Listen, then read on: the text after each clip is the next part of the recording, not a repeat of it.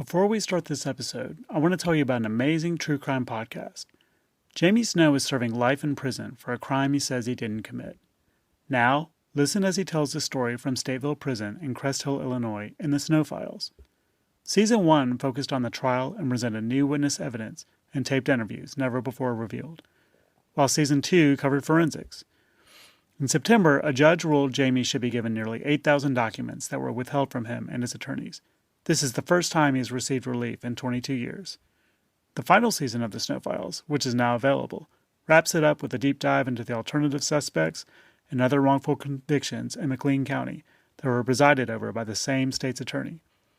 Together with co-hosts Bruce Fisher, Tammy Alexander, Leslie Pires, and Ray Wilson, listen to Jamie tell a story about his wrongful conviction guaranteed to make you laugh, cry, and shock you to the core. He not only tells you his story, but he interacts with listeners and answers questions. New episodes of the Snow Files are released every other week, and you can find it wherever you get your podcasts, or download Jamie's case files and listen directly at snowfiles.net.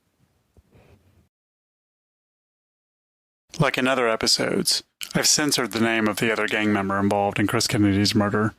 You'll hear that censor in this episode.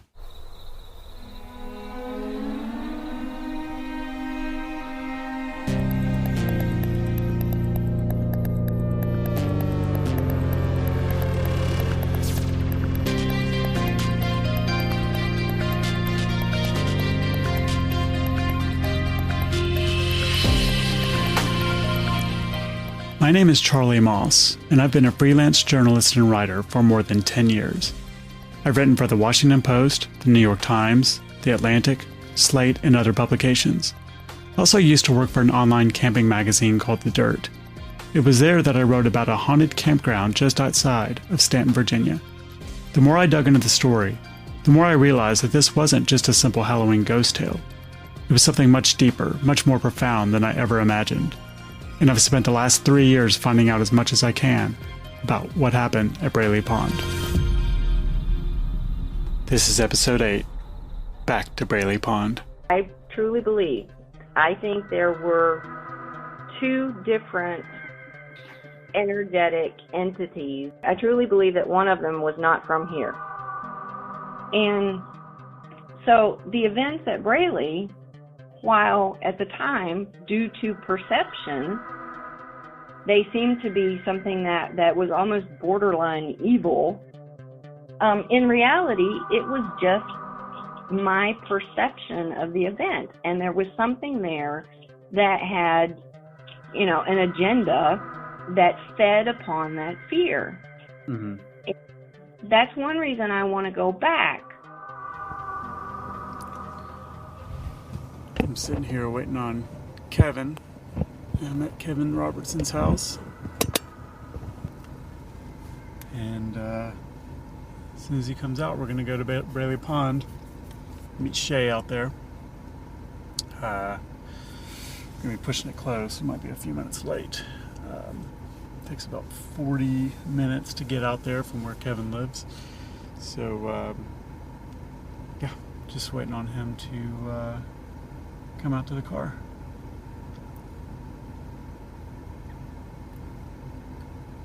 And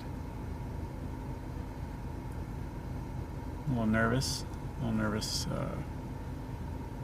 after all this time going out there, and I'm not really sure what we're going to find anything. Not really sure what to expect. When you have this picture in your head of kind of the way you imagine things to go or the way you imagine things to be. Like I have this image of Braley Pond in my head that I've been, doing this story for 2 years now. I'm not really sure what to expect. I'm sitting in my car, which is in Kevin Robertson's driveway. The plan was that I text him to let him know when I arrived so he could just come out to my car, since I knew we would be in a hurry to meet Shea.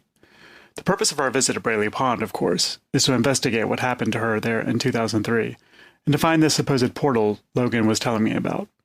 But it's also meant to be an opportunity for Kevin to try to communicate with Christopher, or Scott, as he still calls him, and possibly find some closure, so he can move on from his best friend's untimely death. While I'm waiting, so I guess Kevin, his mom was upstairs. Looks like she's in a wheelchair, and he lives in the basement of it's like a single story, like rancher type house. Lots of vehicles in the driveway, like old trucks and tractors and like some farming equipment, some more cars in the back. Kevin also mentioned that he has welding equipment at home. He's a welder. Kevin doesn't live too far away from the Motel 6 I'm staying at just off the highway while I'm visiting Stanton. I messaged him that I was on my way, and he was supposed to meet me out front, but I don't see him, so I decided to knock on his front door. Hi, is Kevin here? Who? Kevin? He's downstairs in the basement. I'm supposed to pick him up, because we're supposed to go to Braley Pond. Go right down here, and there's some steps. Go down in there and holler at me. Okay, go down this way? Go around this. Okay, alright, thanks. Appreciate it. As I make my way to the side of the house, I notice some stairs that lead down to the basement, where Kevin is living. The door is cracked, so I knock on it, calling for him. No answer. Hey, Kevin?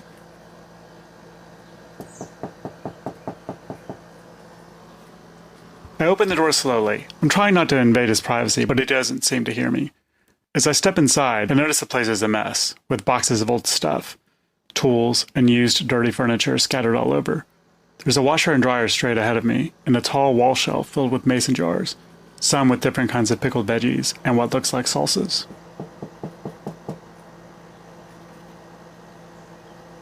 Hey, Kevin?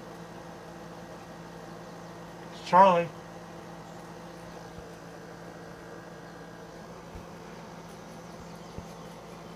Hey, Kevin, you almost ready? Huh? You almost ready? Do it. You almost ready?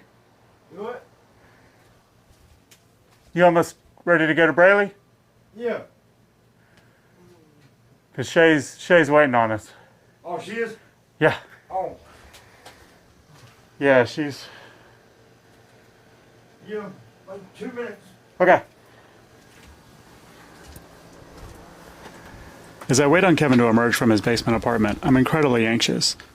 Not just because we're running late, and I know Shea will be waiting on us, but because this trip to Braley Pond is something I've been waiting for a long time. And I know Kevin has too. It'll also be the first time I meet Shea in person after numerous phone calls, emails, and texts. It sounds like Kevin's making his way outside. Kevin's on the phone with his ex. They share custody of his daughter, Kaylee. Apparently, Kaylee's having an allergic reaction to some medication. I back out of Kevin's driveway and we begin the drive to Braley Pond.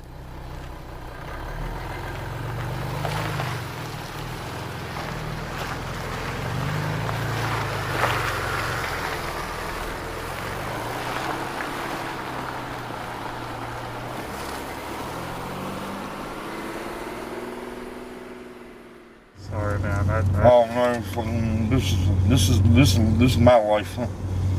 I'll tell you what, one thing after another, one thing after another, one thing after another, and I still don't get right. What?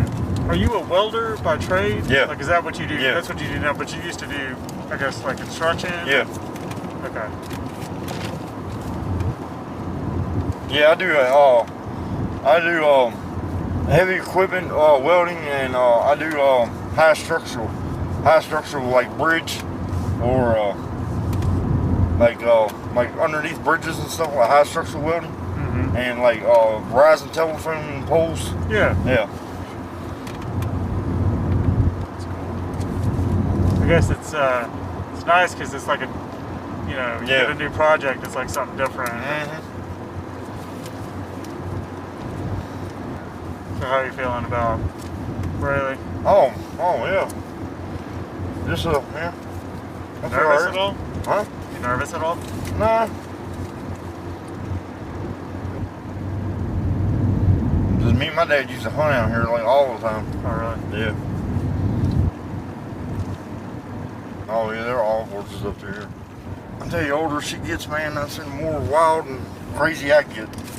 As we make the roughly 30-minute drive to Braley, Kevin and I chit-chat about our kids, what to expect when we get there, and Christopher. I guess, is there a main, because I don't know exactly where I'm meeting Shea. I'm assuming that there's a main parking area. Yeah. Okay. Do you have any, like, expectations or anything from this? Oh, no. No, I mean, not really, no. I've been up here like a bunch, like I said before, and stuff like that. Haley was wanting to go today. And I said no. I said, you think I'm just going just for fun? Something I've been thinking about with Chris is, it just seems like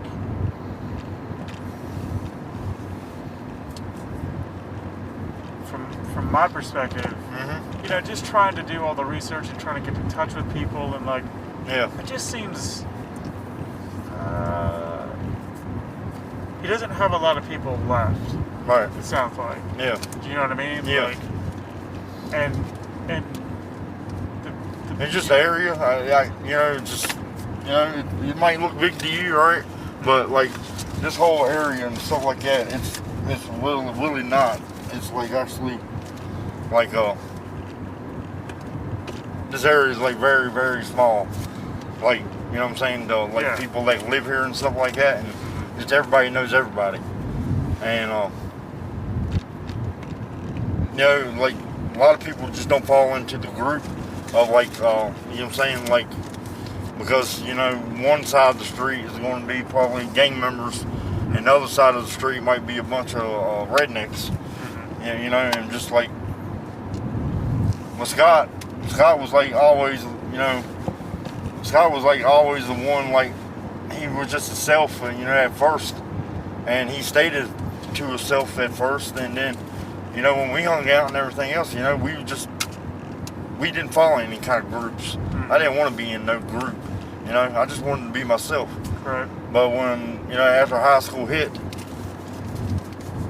right at senior year, guess what? Well, he wanted to fall in that group, gang members. In my last construction job, I did this last bridge up here. Yeah. As we arrive at Braley, we see Shea sitting in her truck. This way or this way? No. Yeah, that's it.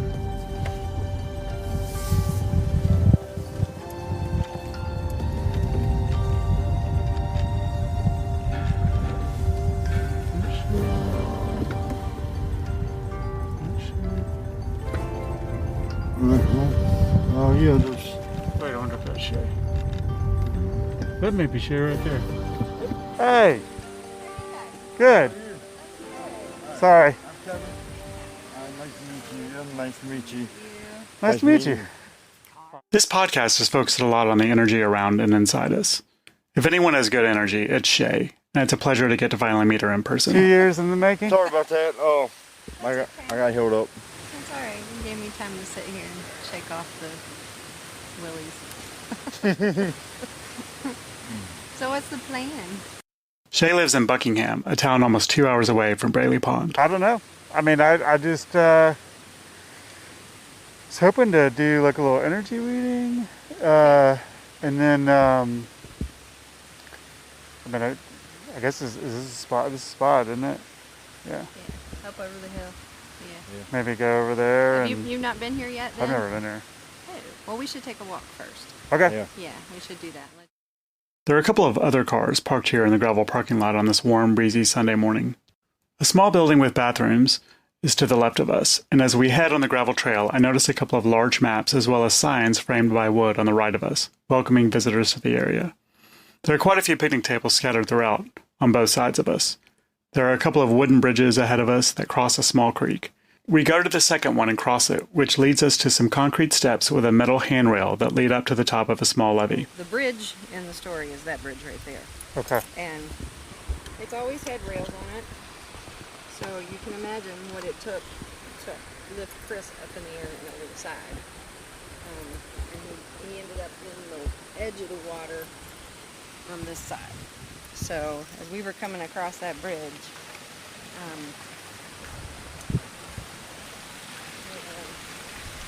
right about here where he was.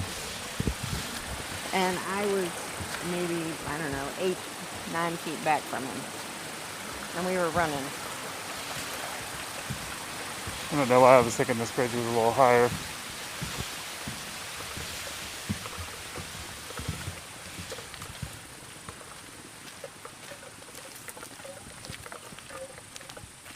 There's a couple of fishermen up here. Okay. Ooh, the knees.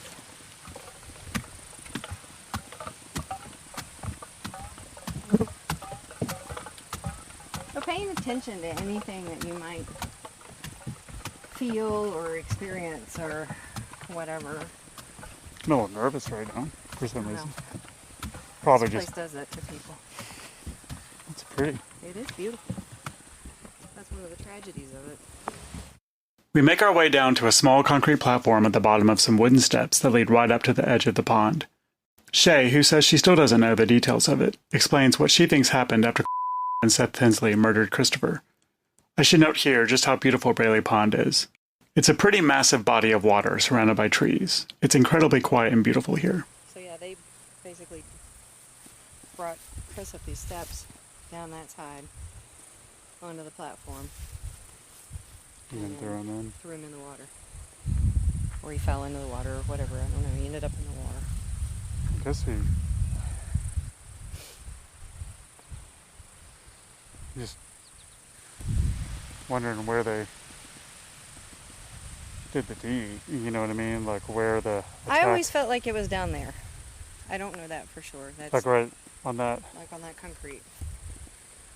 And Kevin, I don't know what you know. I sent Seth a photo of the concrete slab Shea's referring to and asked him if this was the spot where they murdered Christopher and dumped his body. Seth verified that yes, this was the exact spot. Before 2003, Braley Pond was a place Shea used to love to visit, along with her family. But by the time she came back with Chris Pugh in 2003, something changed.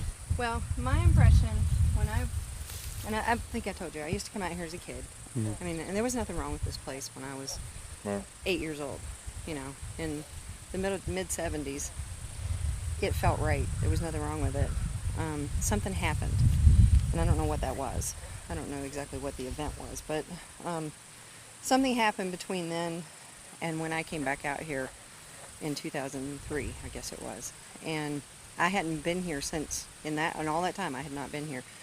So when we parked in that parking lot over there and we started walking up through here, when I hit the bridge, I was just like overcome with this dread. It was awful. And as I was walking up this way, now granted this has been, 17 years ago, but there's parts and pieces of it that are still very, very vivid because it was so intense.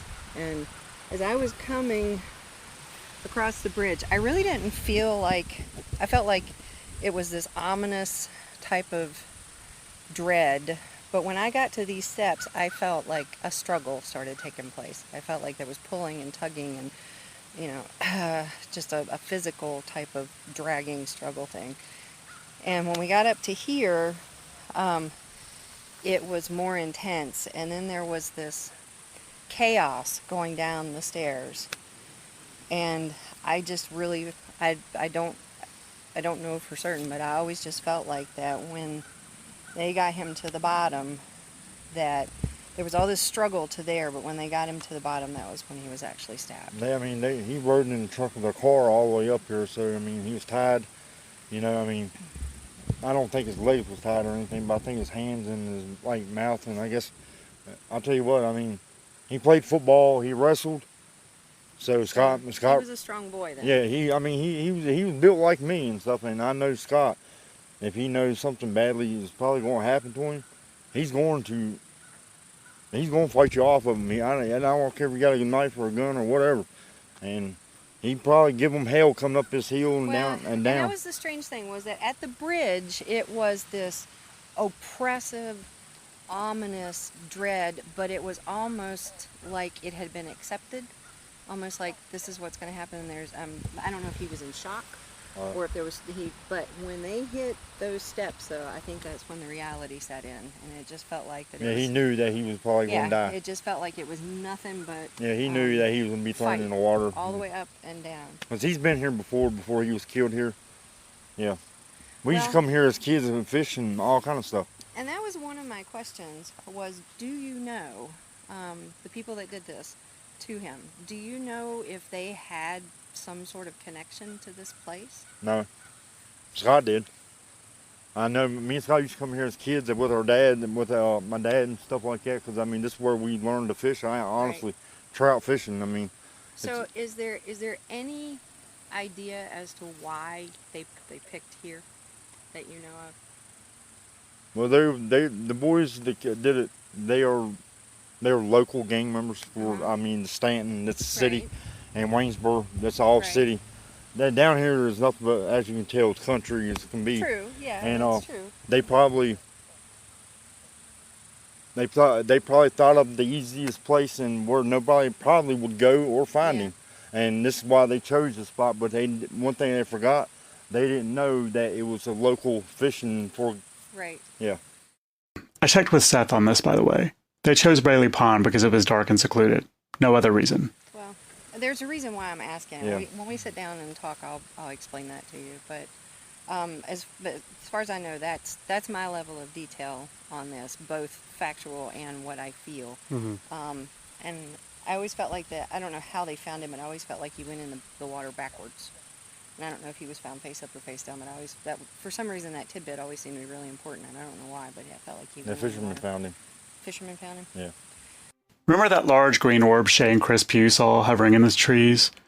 Shea points out to Kevin and I where they saw it. The orb, the big green glowing orb. See the tree that's leaning? Yeah. Now, granted, that tree has been growing for 15 years or whatever, but that's the one that was in the top of. So was it like at the... It was a lot lower, but I mean, like about the spot where you can see the tree to the left of it, where you can see the trunk really clearly, that's about how high it was, give or take. The top of the tree was about there at that point. We went around that way, and there's a place over there where you can physically feel it when you walk through it, or you could at that time. I don't know if the energy's changed or not, but it was like... That's where they burn his clothes. Oh, really? They burn his clothes over there. Like in the woods? In the woods. Do you know where? Halfway point, maybe like right. That's about where this is. It's a tree that is forked, but it's forked at the ground level. Yeah. So you literally can walk through it, and it's the area surrounding that we literally. Because they had tape from the sheriff's office. They had tape from all the way down, and the investigators coming out by the trees, and it was carrying bags of where they torched his clothes, but I guess they went out. And they found the weapon like right over here in this shallow part. And they found him about 3/4, maybe. As this is happening, this sort of detective work between Shea and Kevin, part of me thinks how easy it would be for them to get caught up in the moment, But it seems a lot more than coincidence that Shea cites this specific area as where she felt this weird heavy energy, which just happens to be the spot where Seth Tinsley burned Christopher's clothing after murdering him. Because you're gonna shit when you see what I got to show you. I had no idea about this. See that spot like right straight dead across me? Yep. Yeah. Right there? Yeah. You see the edge bank right there? Yeah. Yeah. All right.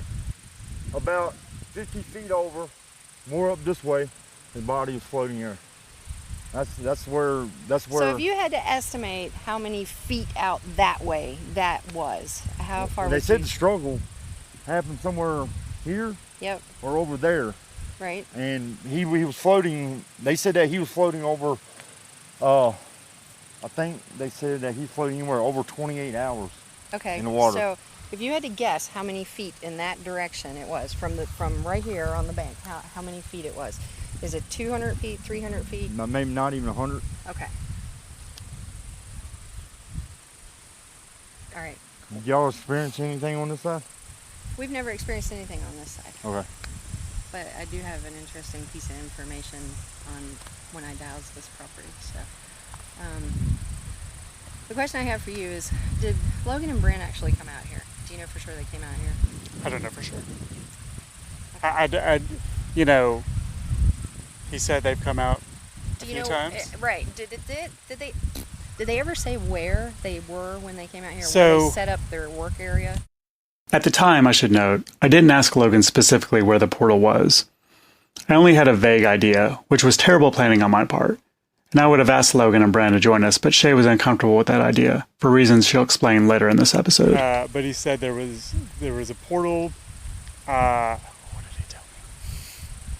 He said, so he said they, and it wasn't like a, when I think of portals, I think of sci-fi. Right. But it wasn't anything like that. It was like, he said, you couldn't see it except he saw branches that were cleanly cut, that looked like that had been dragged. So he wasn't here, to obviously. the portal. I guess. I'm trying to figure out if you have any information that says he was at that end of the pond. I didn't, unfortunately. What do you think we should do? Should we go over there? Should we walk over there? Or We certainly can. Like I said, it's been 17 years almost. Yeah, 16, 17 years since I've been here. I can't tell you exactly how far it is to get to the spot I'm describing, but we can walk that way and see if we can, if we can find it. How are you, Shea, feeling now? Like now that we're here, I'm good now. Yeah. It was really funny because when I turned in off the road onto the frontage road, I had chills I couldn't control, and it wasn't a nervous thing because I'm not nervous at all. It was a physical thing. And I'm like, well, hello, old friend. How are you doing? And when I was a kid, this area right through here, down over the bank, was my favorite spot because my dad and my mom and dad would bring me here fishing. And my dad would fish, and all I did was play in the water right there and catch what at the time I called spring keepers, which are 5-spotted newts. And I mean, there was nothing wrong with this place. I was talking to my mom about it the other day, and she said the same thing. She said something happened out there that changed the energy of the place. And I said, yes, it did. Because there was nothing wrong with it in the 70s. Mm-hmm. Okay. Where did you you mentioned in your in the thing you heard a full-grown man splashing. You felt like they're in the water. That was right at the bottom. The splashing was right there in front of the concrete pad. Okay, that's where you heard that. Yep. Okay. And whatever was splashing was big. Yeah. And I mean, I'm familiar with the beavers that are in here. I know what they sound like. All right. It wasn't that. It wasn't slapping. And whatever it was bigger than a beaver. All right. I assume they're still here. There used to be quite a few of them out here.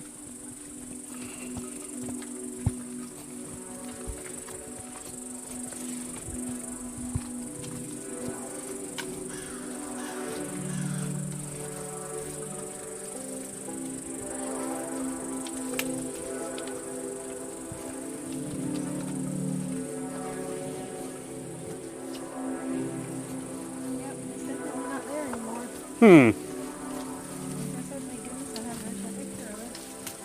Oh yeah, because we're at the other side now. Shea points out the spot where the cyclist I mentioned in episode 1 was killed during a race that took place here. That's why I wear rubber shoes. Yeah. Because I'm always doing stuff like this. I got tired of running tennis shoes.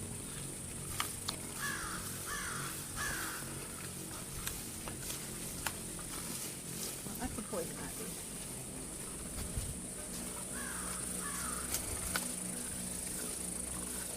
It's good that we walk down this way, though, because there's a couple of interesting things. When we get around this little spot right here.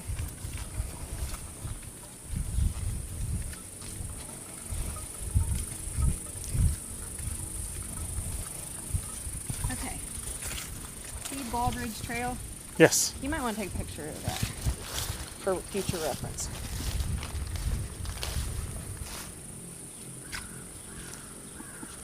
Okay. Okay. Baldridge Trail is part of what's called the Shenandoah 100, which is an endurance race for off-road cyclists. It's part of one of the largest races in the nation, and it's a leg of that. And there was a guy on November 11th, 2012 This path is part of it. You come through Ramsey's Draft, and you come down this path, and then you go one of the other ways around the pond. And this guy was coming down through here. I don't know exactly where, somewhere right up that trail. And I mean, he's a professional cyclist. You see what the trail looks like. And it does get a little rockier, but it's not bad when you walk up that way.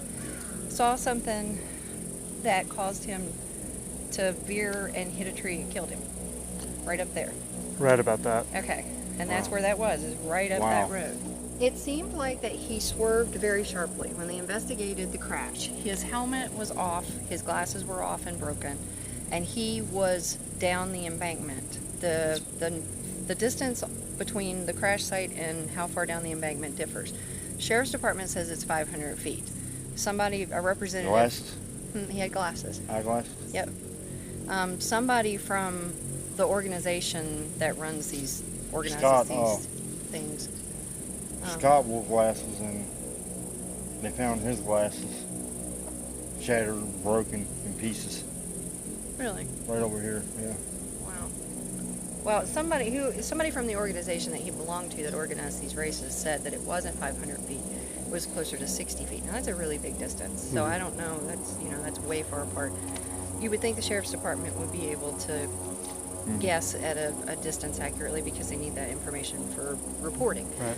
So I'm inclined to maybe lean towards what they said. So the question that begs the question of if you're, and I know there was an embankment. I don't know how high it was because I don't know the exact spot. I've been up this trail a fairly long distance, and there's nothing that bad about it. There really isn't. You don't get into any areas where there's huge boulders, stuff that's going to cause you to wreck, and at least that I never ever saw. And he saw something happened that caused him to swerve sharply enough that he ran head-on into a tree that was right beside the trail.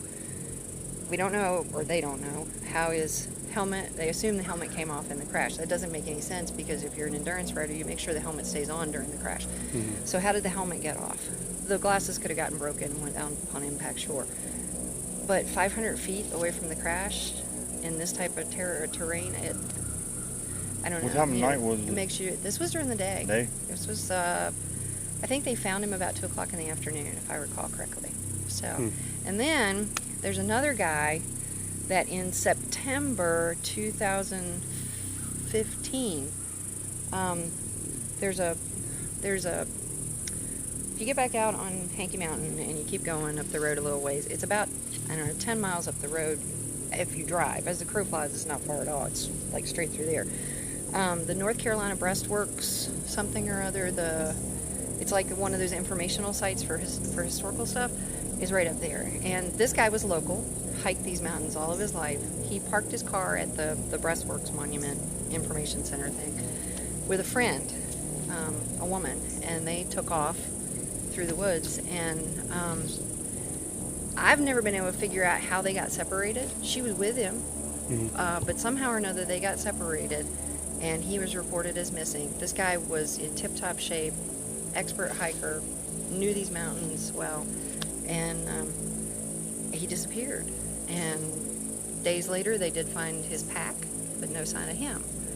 And there was some inclement weather. It was just rain, and they're like, well, maybe he got lost in the rain. And she's like, you don't understand. This guy is a professional woodsman. He's not going to get lost. He's not going to leave the trail in the rain, just because it's raining. And they never found him. They kept the investigation open until 2017, 2018, and they put out a $50,000 reward for any information. Not a peep. Never found him. No trace of him whatsoever except for his backpack. So, and those are only two examples. There's a lot of this stuff that goes on in these woods up here. And then when you take that and you look at it through the lens of missing 411 nationwide, at all the big parks and the large wooded areas and the remote places, you begin to go, Yeah. Like, how do you mean as far as comparing this? Take the missing hiker, for example. The circumstances are basically identical to lots and lots and lots of other, we're talking thousands and thousands and thousands of people that literally you're walking and you're talking to them and you look back and they're gone. And it's not like it's not like they trek off through brush like that, and they're on trails, they've got people with them, etc., etc., and they're just disappearing. And You're talking about nationally. Nationally, yeah. And that's what I'm saying is the same thing goes on in these type of forested areas here. Now, right up that road is also where Chris Pugh cast the Bigfoot tracks. Shea talks about the possibility of there being a Bigfoot out here, wandering in the woods. Again, it's not that I don't believe her, but I've just never seen one, so while it's fun to imagine that they might exist, it's just not something I take a lot of stock in. Yeah. Interesting. You heard about that? No. Yeah.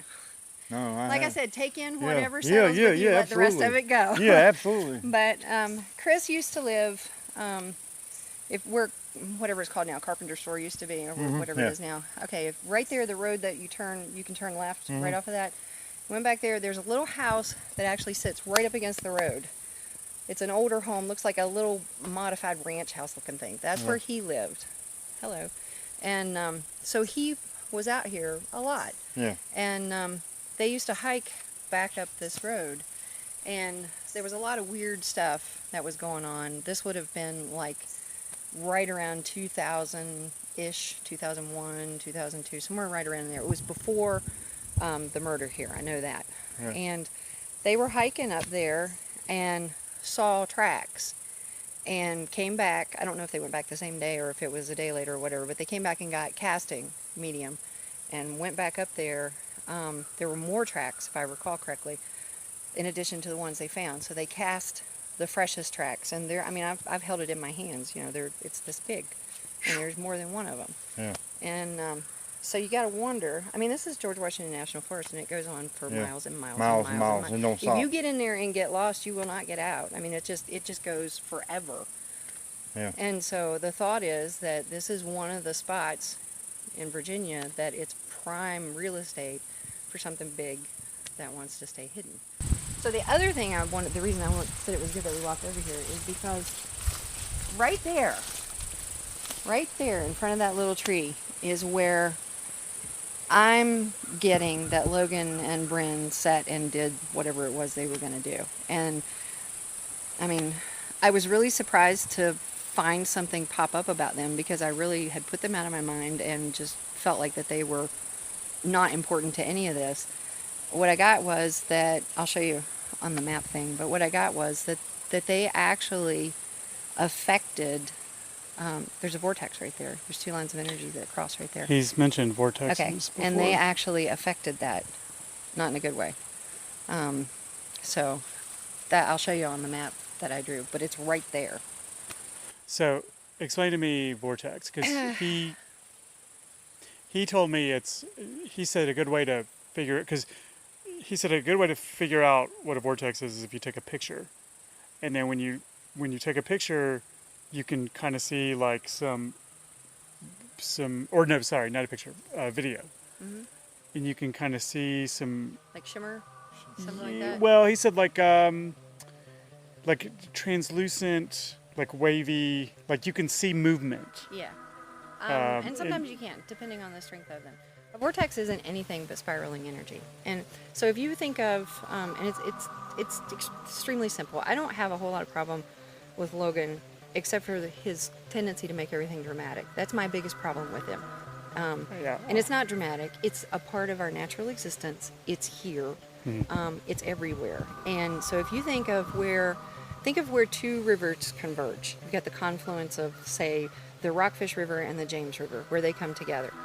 When those two bodies of water intersect, what happens at that location? This one's traveling this way, this one's traveling this way. They begin to do this to some extent. Some places it becomes very, very evident. You actually get like a whirlpool effect. Other places it's not as evident unless you get in the water and you can feel the spiraling pull. It's the same thing with energy. When you got two pieces that intersect, where that intersection comes together, they just mix. They spiral and then they shoot out again on their respective sides of that line. And that's all they are. Some of these vortexes are stronger than others. Some of them are very, very weak. Some of them, unless you actually dowsed for the lines, you'd never know they were there. Other ones, when you walk through them, it makes your hair stand on end. And there's a couple here that will make your hair stand on end. They really are. But that's where they were sitting, if my information is correct, is right in that area where that bare spot is, right in front of that little tree. Kevin asked Shea about whether she feels Christopher's spirit still lingers at Braley Pond. Do you think, I mean, just out of curiosity, do you think that, you know, that he is still here? That he is maybe lost or confused, or maybe he has actually found peace? And I think he has. I don't feel him anymore. I don't feel him here. But it's sometimes when they go away, there's an emptiness that doesn't feel right. I can tell Kevin feels a lot of guilt for what happened to his best friend. Like he was somehow responsible for Chris getting murdered. Do you go visit his grave often? not as much as I should. But well, there's not really any should, but right. I mean, you know, and not only no, that, I should because actually I'm supposed to be that friend that, you know, he could always come to talk to, just, you know. You want to talk with him, you can do that. Right. I mean, and he will hear you. He will absolutely hear you. As I'm saying he's not here anymore doesn't mean he's not able to be here. It Right. means he's not stuck here. He's not Right. stuck anymore, which is a very good thing. We start making our way back to the entrance of Braley Pond, where the picnic tables are. The trail we're walking on is a big loop around the pond. I'm trying to picture where Christopher's body was found by the fishermen the morning after his murder. Oh, this is where they found his body? No, this is where they pulled him out. Or pulled him out, yeah, I mean. this is where he was. He's right around that area.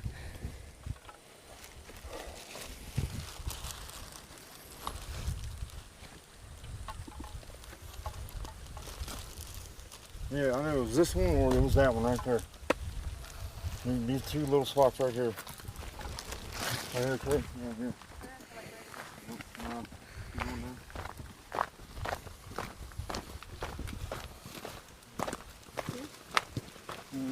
Keep going a little more. Just wait beside that tree. I think it was this one, yeah. Yeah, it was this one, yeah. I don't remember being so rocky. Yeah, it was this one. Yeah, this one right here. We arrive back at the picnic tables, and Shea shows me a few things she's brought, like dowsing rods and an energy map she's made. I've got my map with me to show you if you want to see that. Sure. I've got dowsing rods. I've got toys that I use with people that, you know, are learning.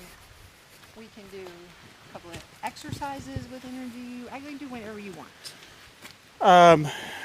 While Shay's setting up, Kevin asked her a question. I have a question. The recording of that night The at the end, yeah, what is that? I don't know what it is. Wait, which recording? The recording, it's one that on of that night. It's the recording of when Chris and I were running across the bridge. Oh, yes. Okay, and And at the end, there was Kevin's referring to the audio clip of the screech Shea and Chris heard at Braley Pond in episode 1. this screeching thing. I don't know what that was.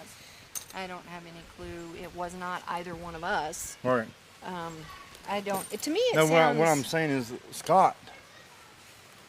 You know, I No, never. Scott used to make noises all the time. No, like just Really? like he 1 minute he sounded like a woodchuck or a bird, or he whistle, or sometimes he'd be like, yeah, and just he'd make the weirdest noises. I never in all these years. And it so has when I heard never- that, it that's has I never meant to occurred say me. something a long time ago. So when I heard that, I was like, wow. I was like, you know, It never ever occurred It's to a- me that could have been him. And for what purpose? Was it could it have been a don't go, or scary, maybe. I don't He liked to frighten people. He did. He loved it. He did a good job. That was him. Yeah. What I'm saying Wow. is Scott used to make the weirdest noises. Just, you know what I'm saying? Just That's he sounded like a baby seal. strange. I mean- really? Like they're Yeah, I mean, just yeah. He get bored, stir something, you know, just I don't know. Very difficult to read him. Very. Since I met Shea a few years ago, I've always been curious about how she reads other people's energy. What's that process like? And what's the point of it? So I asked her to show me how it works.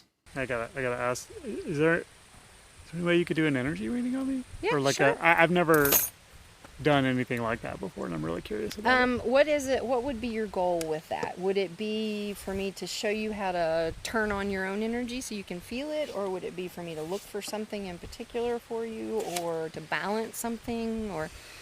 Good God, I don't even know where I'd start with that. I don't know. I mean, Are you looking for evidence of it? Is that more what you're looking for than anything? Okay. Yeah.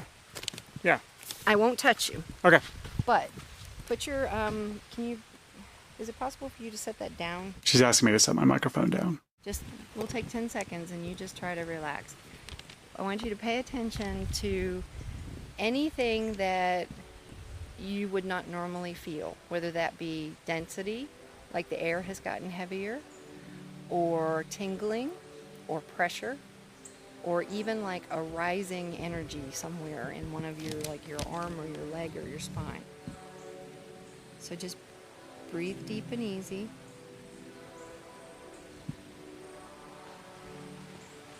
You feeling okay? Mm-hmm. Okay. You tell me when you feel something.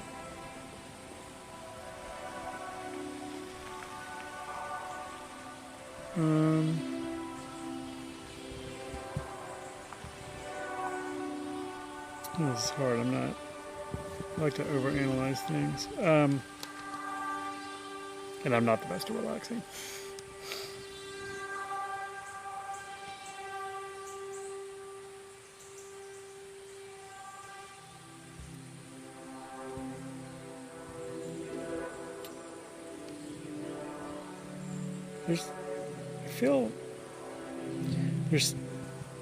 I don't know how to describe it. Where is it?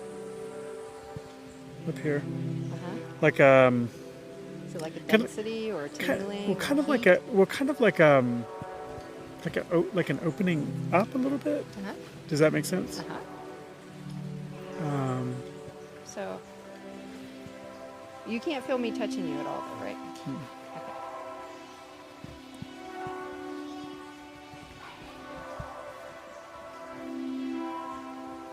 Is it changing at all? I feel like it's getting wider. Is it in the center of your head or towards your forehead? Toward my forehead. Okay. Now Kevin can see what I'm doing. And I'm pushing energy from your spine up over the top of your head, down towards your forehead.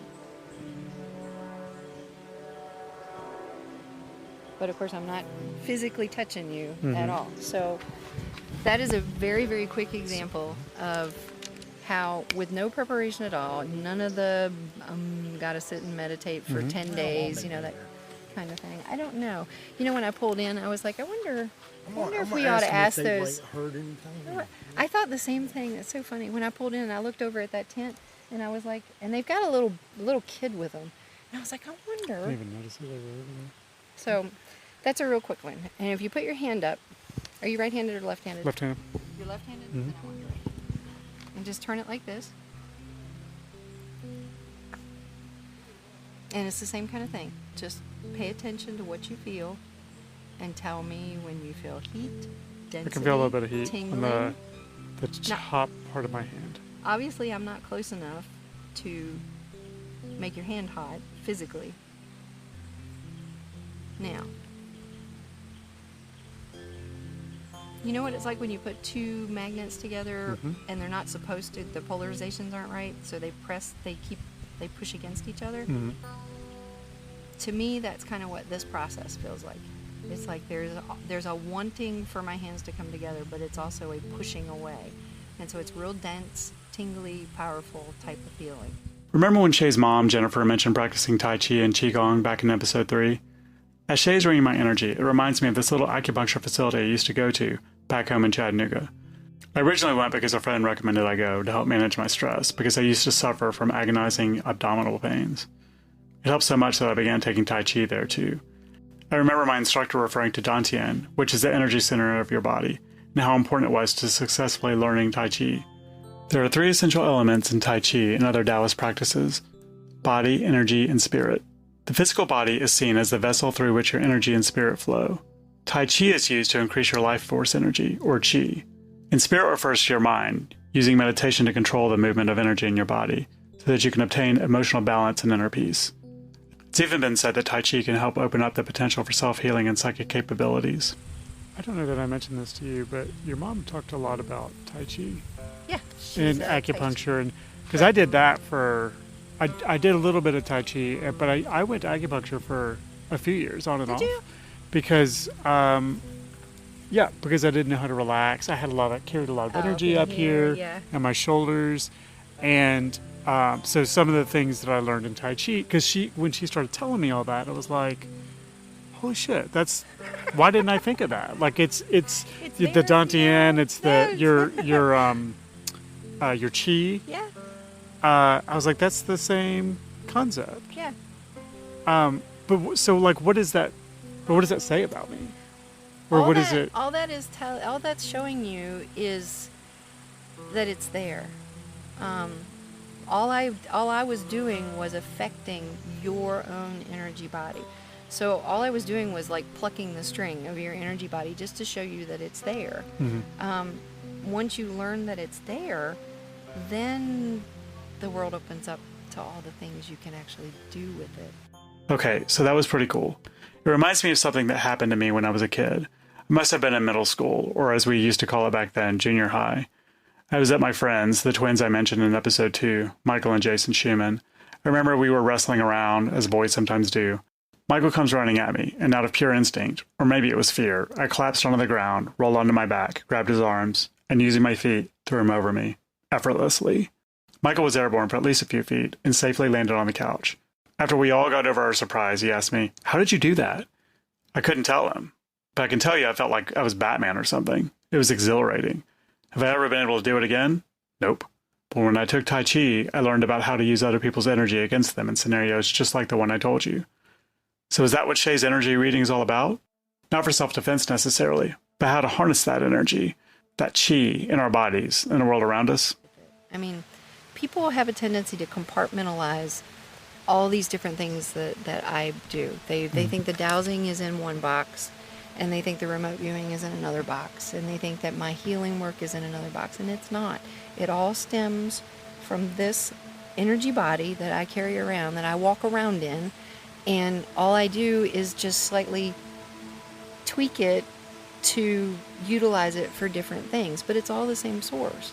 It's all of these things come from that same source, and it's because it's connected, just like yours is, to everybody else and everything else. And so there is this collective consciousness, whether you believe it or not, there's this collective consciousness out there. Before we get to Shea's map reading of Braley Pond, there's one more thing she wants to show us. I'll show you how to do one more thing real quick. Okay. So you have a actual personal experience with it. Okay.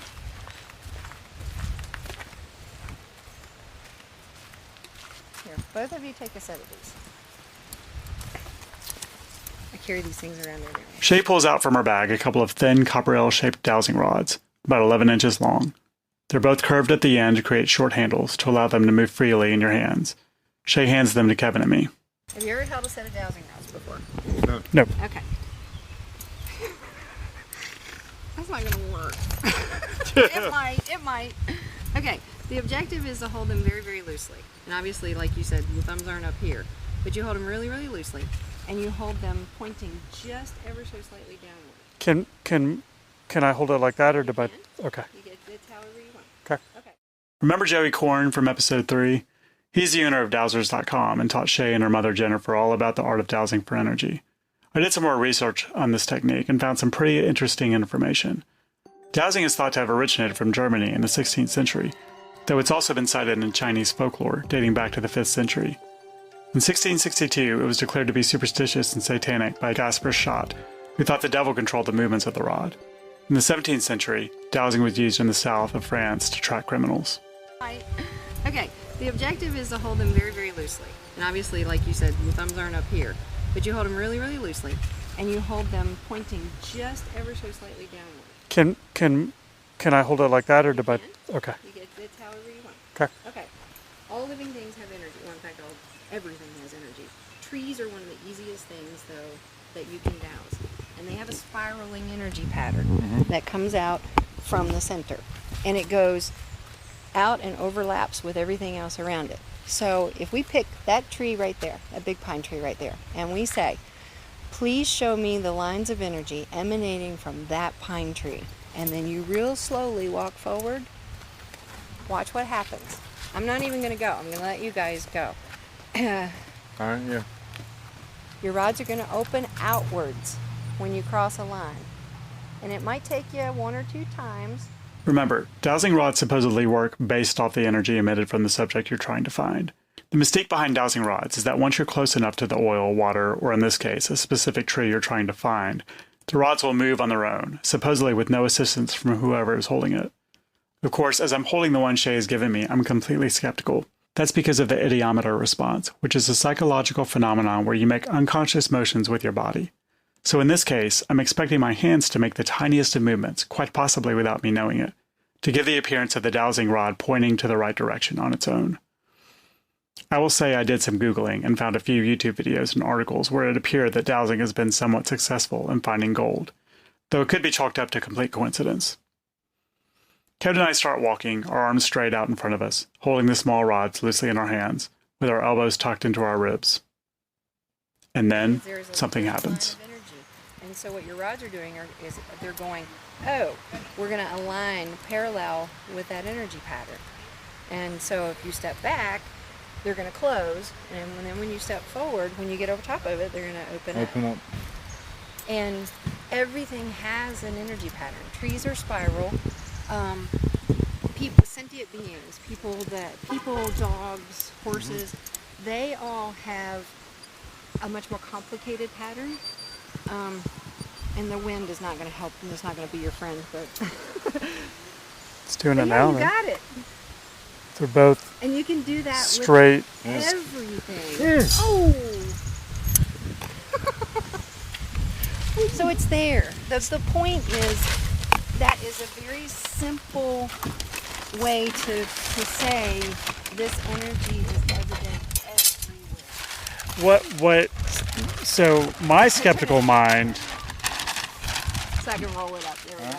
My skeptical mind. Go ahead, you start rolling. When I first started walking, I was like, these things are really loose. Of course they're going to go. Supposed to be. I was like, of course they're going to go in all sorts of different directions. Like, that's exactly what I thought. Yeah. I was like, this is kind of bullshit. Like, this is not going to.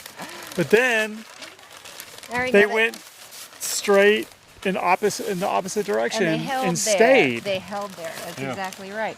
And if you do it, and it doesn't take much, but if you do it just a few times, you will get to the point that you can physically feel it when you step into that energy. Even just on regular trees, when you can feel it right across here. I do anyway. You don't even need the dowsing rods. Mm-hmm. If you took a set of rods and I didn't have any, and we walked side by side, and I was blindfolded, so I couldn't see your rods, I could tell you everywhere one of those bands was, and your rods would open up at the same spot, because you can feel it. We're all tied together with all this stuff, and it just, well, you know me, I just get so excited about it. It's like the Force. That's what I keep. That's what I keep going back to. He keeps telling me I'm a It's Jedi. it's like, I mean, you know. God, I'm such a dork. But it is a force. It is. And to me, this is one of the things that just is so comforting to a lot of people, you know, when we start talking about people that have died and that sort of thing. Mm-hmm. To me, this is the proof.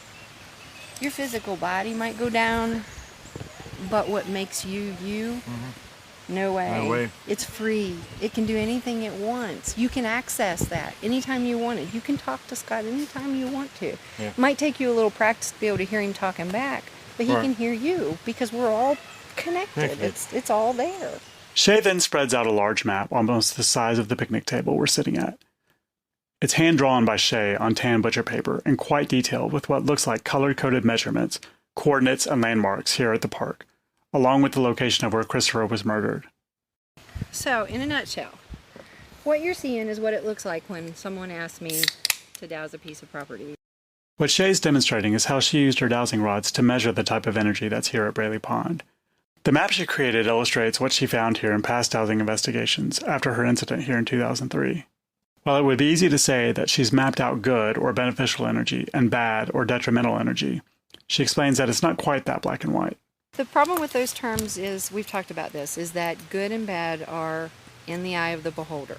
Yeah. Something that I think is bad, somebody else would think was acceptable. Okay. So it's really hard to use those terms with a large group of people because their viewpoints on what is good, bad, acceptable, not acceptable differ. And you're going to offend somebody without meaning to. And you're going to cause arguments because somebody's going to go, yeah, that's fine. And somebody else is going to go, like hell it is. So we use detrimental and beneficial because what that says is, to my energy signature, to your energy, to the human energy pattern, which of these lines of energy are beneficial to our energy patterns? They uplift us. They're at the very least, they don't cause us any angst. And which of these lines of energy are actually going to cause us to go ooh? So it's how the reason they're beneficial or detrimental is simply in relation to how they affect us as people. After explaining the basics of how dowsing works and showing us how to read the map, she points out what her findings mean in relation to everything that's happened here, from Christopher's murder in 2003 to when she got attacked 6 months later that same year. So what's really interesting about this property, and this is going to get real weird, I've never seen anything like this before. I have never dowsed a piece of property that is like this one. Remember I said that at some point in the past, between the late 70s and 2003, something happened here. See that blue dot right there? Okay.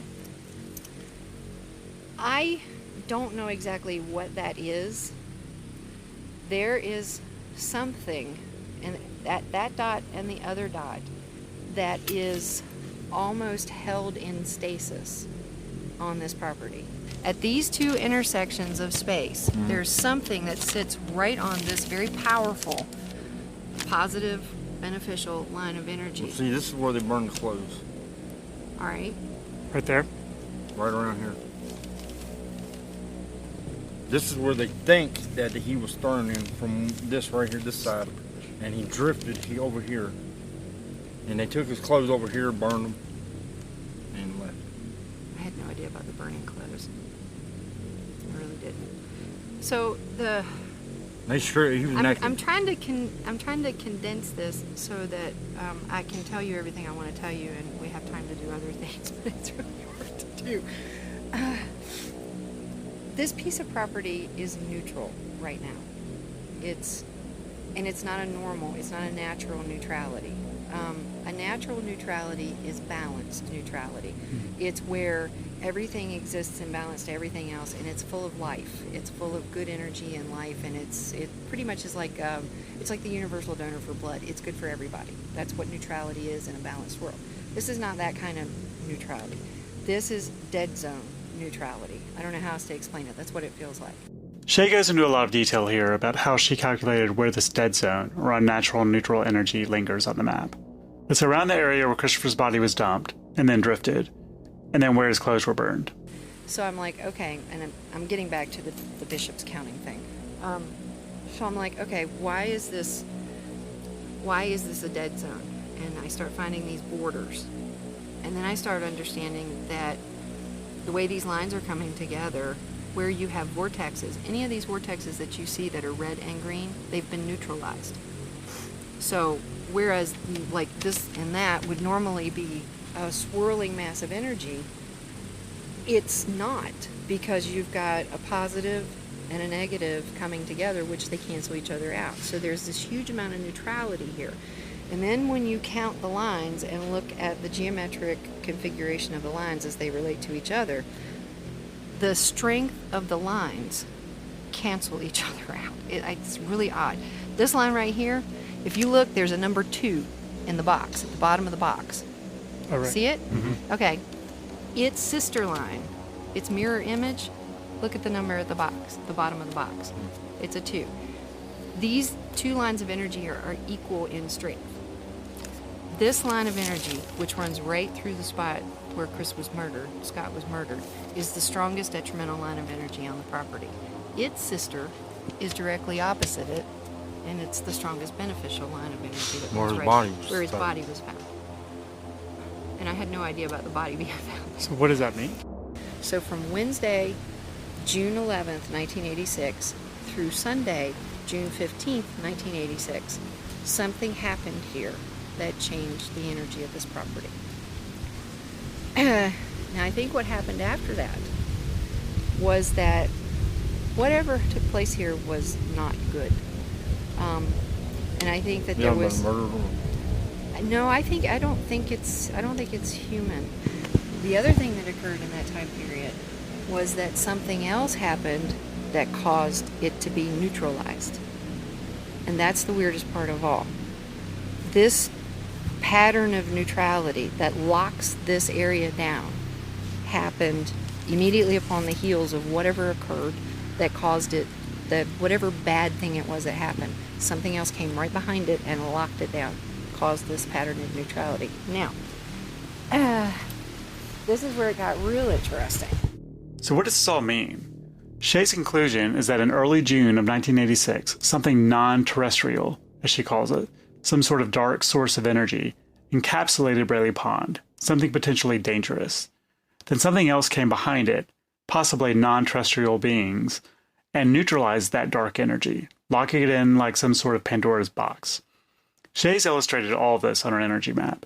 She believes that what happened to her here at Braley Pond in 2003, and even possibly the murder of Christopher Kennedy, could have been evidence of this dark, non-terrestrial source trying to restore its energy pattern.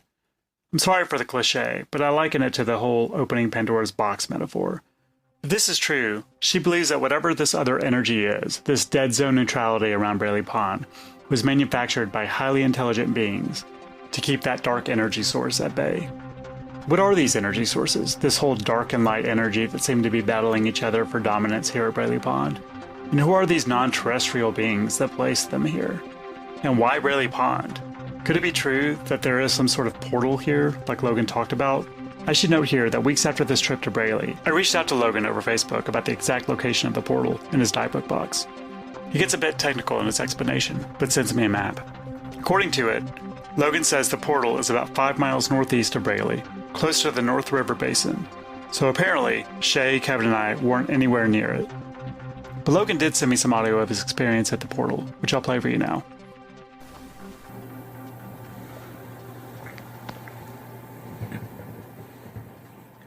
Can't believe I've been holding this phone for almost 20 minutes now.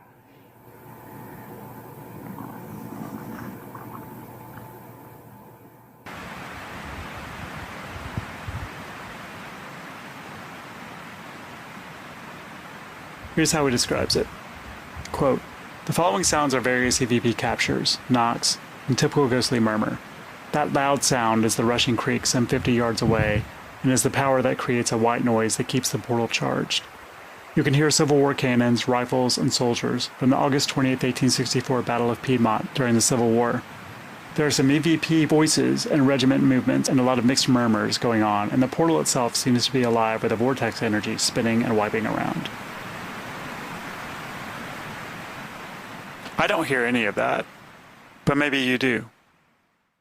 Logan mentions something else in his message to me. This possibility of a second portal a couple of miles northwest of Braley Pond. So what does this mean? I mean, Logan's saying that there's 2 portals at Braley Pond. I'm confused. But there's another piece to this puzzle. As Shea continues to point out these odd energy patterns she's gridded out and labeled on her map, she explains that anyone who comes into Braley Pond with high levels of detrimental or negative energy endangers the delicate balance of the protective barrier surrounding the dark energy source. In other words, the more visitors who come to Braley Pond, especially if they bring with them bad vibes, could cause just the right amount of imbalance to weaken the protective barrier of energy, potentially unleashing something very dangerous. Pandora's box. We affect the lines. Our own thoughts, feelings, whatever. If you're having a really good day, you will affect these lines in a positive way. You know, you may not change them from detrimental to beneficial, but you'll give them a boost. If you're nasty and having a really bad day, or you're sad or you're upset, you affect the lines in that way. You may cause a beneficial line to turn detrimental. It might be temporary, but yeah, you know, we affect the lines. Okay, so this sounds pretty simple. Whatever emotional baggage we bring with us, whatever intentions we have for coming to Braley Pond, whether it's a bunch of paranormal investigators or a couple of kids who are coming here to commit a murder, affects the balance of energy here.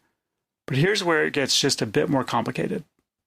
However, there are a number of these lines that directly influenced, directly influenced crimes that took place on the property. The crimes did not influence the lines, which is what should have happened. The lines influenced the crimes. In other words, they had some bearing on the crime taking place, or they had some bearing on the severity of it. Maybe, just as an example, using Scott as an example, if that red line right there is one of them that is coming up as it has the power to affect, rather than be affected, it affects. Let's say that it didn't. Let's say that characteristic wasn't in place for it, and let's say that when that scenario took place with them dragging Scott up the steps, if that line wasn't the way it was, his murder may not have actually happened. Who knows? It may have been that they got cold feet or something. But it's scary to think that these lines actually have the ability to influence. I've never seen that in my life. I've never seen lines of energy that actually have the ability to influence. Now, you have to be in a state where you're willing to, or it's capable of, you have to be in that mindset. It's not going to bother us, but if you came up here with the type of mindset that I'm talking about, it could, and that's weird. It's really, really strange. Shea sent me a detailed report of her findings she wrote after her initial visit in 2003 and subsequent ones she made over the next few years. In it, she expresses regret about the first visit she made with Chris Pugh and the group of troubled young adults during that October day in 2003. Here's what she wrote. During my trip to Braley in the fall of 2003, I was accompanied by a fellow group elder and approximately 12 participants. The majority of the participants were young adults with varying degrees of moderate to serious problems in their lives, ranging from homelessness to criminal activities to drug abuse. Of the adults present, two in particular come to mind, a husband and wife. The husband was egocentric, demanding, ill-tempered, emotionally abusive to others, and carried a rather dark energy signature. The wife, while often a victim of his behavior, was not without her own issues, and often came across as manipulative, untrustworthy, and dramatic for the purposes of gaining attention. Overall, the collective energy of this group was unstable, unhealthy, and detrimental in nature. The purpose of the trip was to encourage the participants to open themselves up, to see if they could sense anything that was present at Braley. In hindsight, this was an irresponsible and unintelligent intention, and had I been aware of what was actually present at the pond, I would like to think that I would have declined to participate as one of the group leaders, and discouraged the trip from taking place altogether, since exposing a group with baseline detrimental energy to an energy configuration such as what is present at Braley, and asking them to open up to it is virtually begging for an unpleasant outcome. She compares the emotional energy group she and Chris brought to that of Seth Tinsley and when they came to Braley Pond to murder Christopher Kennedy. She writes, when compared to the overall energy configuration of the group who participated in and committed the murder of Christopher Kennedy in May of that year, the energy of our group would not have appeared at all that different. The murder itself aside, both groups were rooted in fear, criminal activities, instability, and egocentric behaviors. She concludes her report with a warning. She writes, the fact that the configuration of the line appears to be purposeful and intentional brings to mind a very real concern as to what might transpire if the pattern were to be altered by well-meaning or even ill-intentioned visitors to the area. She's talking here about the lines on the map she created that define where the protective energy surrounds the darker, more sinister energy, and how it was intentionally placed there by the non-terrestrials mentioned earlier in this episode, to protect what I can only assume is humans from the darker, more sinister energy lurking at Braley. She goes on to say, the stories surrounding Braley Pond have reached far and wide, and people in groups visit the area with intentions of investigating the property and attempting to improve, enhance, or balance the energies present because they assume that the unusual and often unpleasant ambiance of the place needs to be fixed. I opine that the opposite is true. I believe that the pattern needs to be left exactly as it is. Not only should it not be altered in any way, but I would suggest that those of us who are energy workers and are able to recognize the significance of the energy configuration currently present should actually keep tabs on the pattern to make sure that it's not weakening and do what we can to enforce and maintain the pattern on a regular basis. So this all probably sounds pretty crazy to you, right? I mean, it does to me, and Shea acknowledges that. I mean, I know. If I were you, I would be going, okay, she finally flipped her lid. And I wouldn't blame you. I really wouldn't blame you. But it's what I found. This is just what I found, and I don't. Scott's not here. Scott is not here. I think Scott went on to wherever it is that Scott wanted to go. I think he finally was able to do that. But there is something here, and do you think something's still here? I think something is still here, and I think it's locked down. I think it's like in stasis. So you don't think it's Scott? No, it's not Scott. No. No. This isn't. Whatever this is not Scott. It doesn't. I think Scott may have partially been a victim of its presence just because of its influence, its negative influence. As we wrap up our trip to Braley Pond, I asked Kevin how he feels about our visit. If he feels like he's been able to find some closure or some sense of solace regarding the death of his best friend. Do you feel like you got what you wanted from this trip? Yeah. And if you didn't, it's okay. Yeah. You know, I mean, it's because I was telling Charlie the other day that when you're dealing with this kind of stuff, people so often want I just want to find peace. They want hard and fast, concrete answers to things, yeah. And it doesn't work that way in the world of energy. It just doesn't. Right. Sometimes you get hard and fast, concrete answers. Mm-hmm. The only thing I can tell you is that I really have felt like for a lot of years now, I have felt like that he went wherever he was going to go. He's not here. Right. He's not here. Right. That's for sure. He's not here. And that makes me happy, you know. And, knowing that he's got a, easy laid good. Yeah. And did my family have, anything to do with that? I don't know. I mean, he obviously was at my house. There's no question about that. He was there.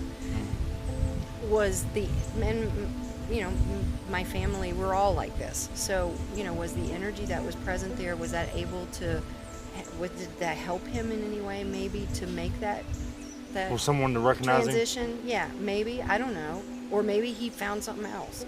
But either way, he's not here anymore. Right. Oh, he's not stuck here. Let's put it that way. He's not stuck here. He has a choice at this point. Yeah. He has a choice. Yeah. We walk to our cars, give hugs, and say our goodbyes. I'm going to go. Much. Thank you so much. Thank you so much. You've been a big help. Thank you. You're welcome. Thank you. You are very welcome. And if there's anything I can do, I know I'm not supposed to hug you, but Charlie, I have been waiting to meet you for so long. It's been, yeah. Wait. And it's been such a strange journey. It has. And I don't think the journey is over. Oh, no. It's nowhere. I don't think the journey is over. I'm going to throw these away real quick. Okay. Kevin and I climb into my little Volkswagen Jetta. I've got to drop him off at his house, and then I've got a long drive back home. Let's get you home, and then I'm going to head home. How long you got to drive? How long you drive? From your house, 6.5 hours. 6? Yep. I'll be home.